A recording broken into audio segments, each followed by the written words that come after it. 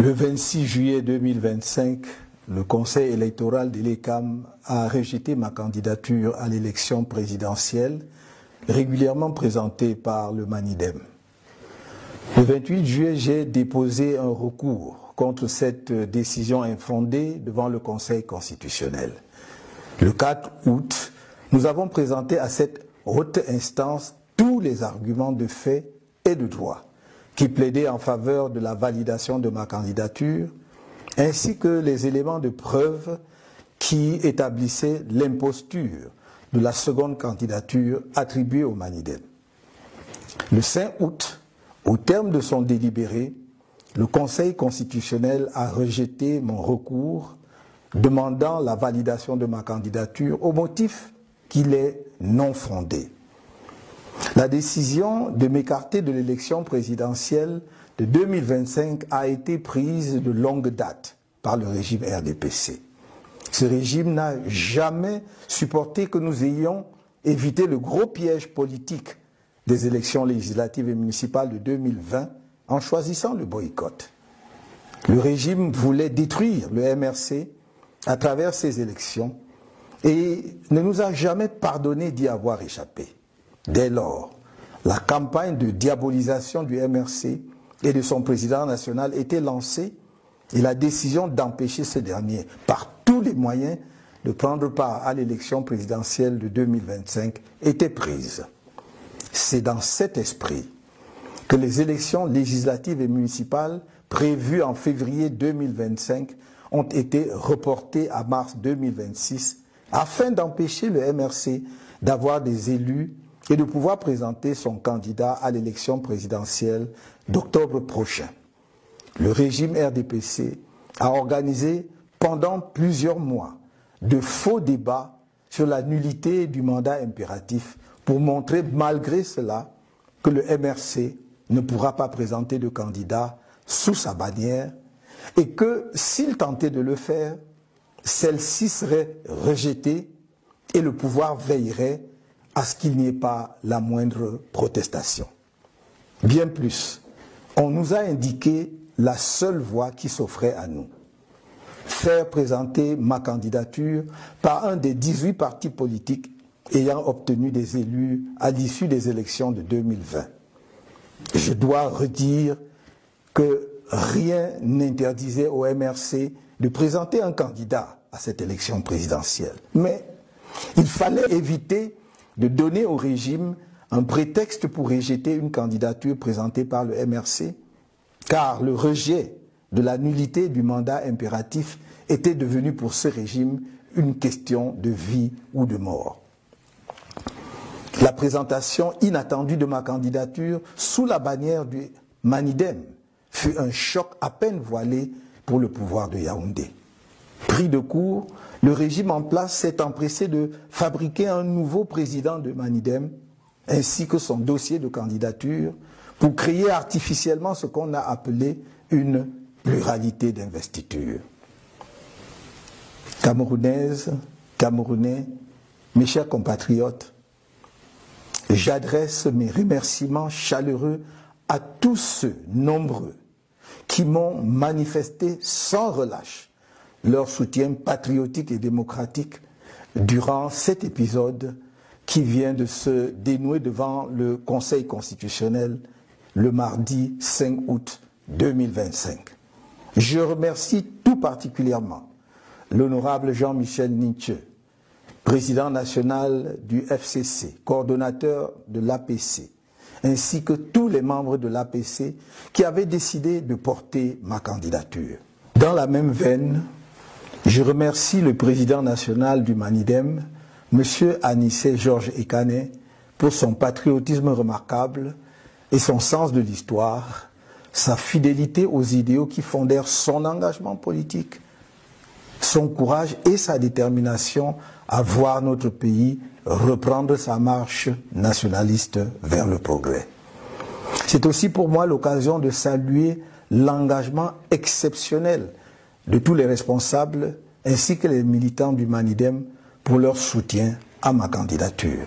J'exprime ma reconnaissance aux dirigeants et aux nombreux militants du MRC pour leur soutien indéfectible, leur engagement inébranlable et leur courage remarquable face aux multiples épreuves qui lui sont imposées au quotidien par un régime sans inspiration ni aucune vision pour le pays. Mes chers compatriotes, j'ai dit et répété que je ne vous trahirai pas. Et je ne vous ai pas trahi. En revanche, le Conseil constitutionnel, la justice et les CAM, le pouvoir en place à travers le ministère de l'administration territoriale notamment, qui a été de tous les mauvais coups contre nous, vous ont trahis sans état d'âme. La communauté internationale, notamment l'Organisation des Nations Unies, qui a signé une convention secrète avec ELECAM le 9 mai 2025, prétendument pour garantir la transparence de l'élection présidentielle de 2025, vous a trahi. Cette communauté internationale, si prompte à se montrer aux côtés de la dictature qui écrase le peuple camerounais, ne s'est pas sentie concernée par le crime politique du régime RDPC contre notre peuple. Bien au contraire, elle s'est assise sur les valeurs qu'elle dit promouvoir et qu'elle prétend défendre. Mes chers compatriotes, dans le cadre de la préparation de ma campagne à l'élection présidentielle d'octobre prochain, j'ai procédé le 30 janvier 2025 au lancement de la levée des fonds irrelatifs conformément à la législation en vigueur. Suite au rejet de ma candidature, j'informe l'opinion publique que les contributions pour ma campagne à la dite élection sont désormais closes. En dépit des dépenses déjà effectuées dans le cadre de cette campagne, j'informe qu'il sera procédé au remboursement des contributions reçues dans les comptes bancaires ouverts à cette occasion, ainsi que dans les différents comptes chez les opérateurs mobiles. Des mesures d'ordre pratique sont en train d'être prises à cet effet. Camerounaises, Camerounais, mes chers compatriotes, je suis debout et resterai à vos côtés. La lutte continue. Vive le Cameroun.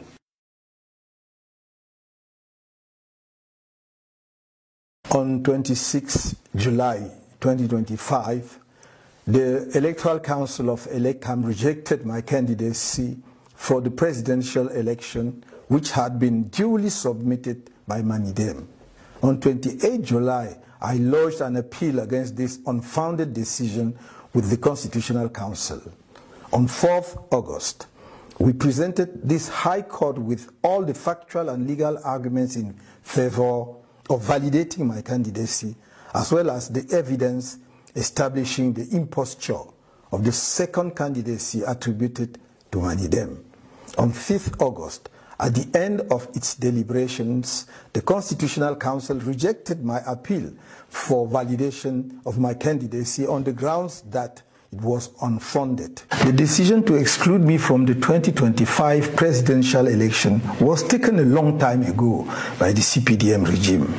This regime never accepted the fact that we avoided the big political trap of the 2020 legislative and municipal elections by choosing the boycott. The regime wanted to destroy the CRM through these elections and never forgave us for escaping. From then on, the campaign to demonize the CRM and its national president was launched, and the decision was taken to prevent him by any means possible from taking part in the 2025 presidential election. It was with this in mind that the legislative and municipal elections scheduled for February 2025 were postponed until March 2026 in order to prevent the CRM from having any elected representatives and from being able to present its candidates in the presidential election next October.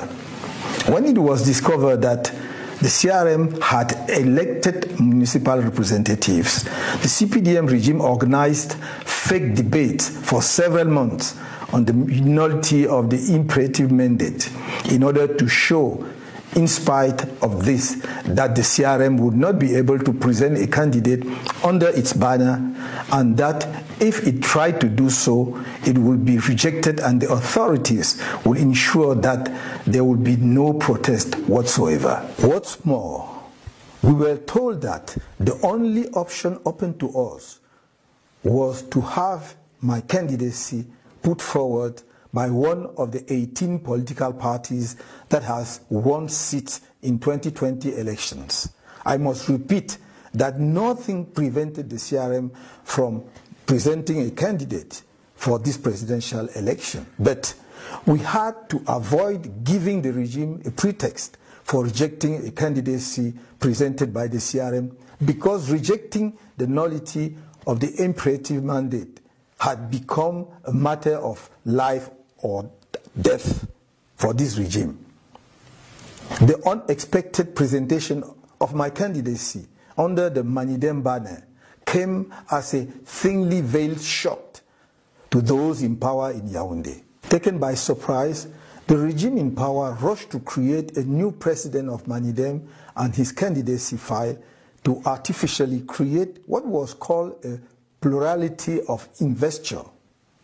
Cameroonians, my dear compatriots, I would like to extend my warmest thanks to the many people who have tirelessly shown me their patriotic and democratic support during this episode, which has just been resolved before the Constitutional Council on Tuesday, 5th August 2025. I would particularly like to thank the Honorable Jean-Michel Ninche, National Chairman of the FCC and the coordinator of the Political Alliance for Change, as well as the members of the Political Alliance for Change who decided to support my candidacy.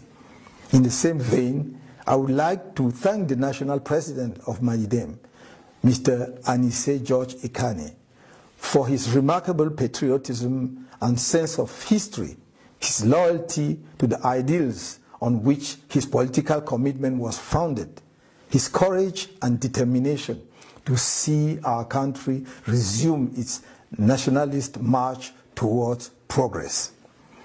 This is also an opportunity for me to salute the exceptional commitment of all the leaders and activists of Manidem for their support for my candidacy. I would like to express my gratitude to the leaders and many militants of the CRM for their unfailing support, their unwavering commitment, and their remarkable courage in the face of the many trials imposed on them on a daily basis by a regime that has no inspiration and no vision for the country.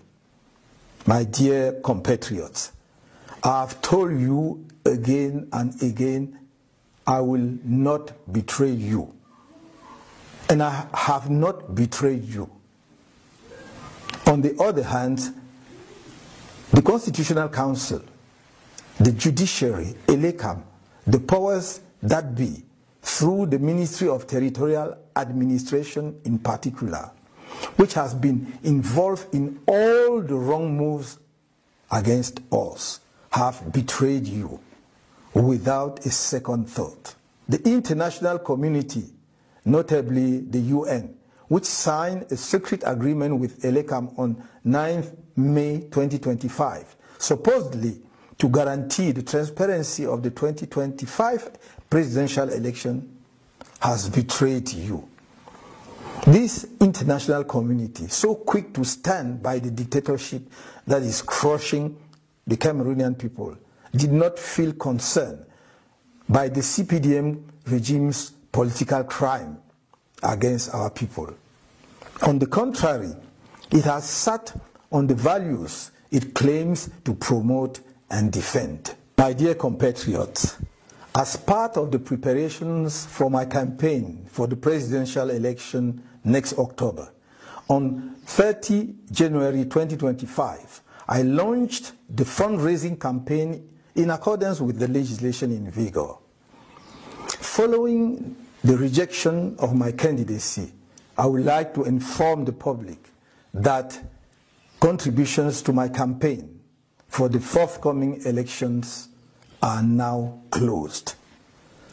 Despite the expenses already incurred in connection with this campaign, I hereby inform you that the contributions received in the bank accounts open for this purpose and in the various accounts with mobile operators will be reimbursed. Practical measures are being taken to this regard. Cameroonians, my dear compatriot, I'm on my feet and will remain at your side. The struggle continues. Long live Cameroon.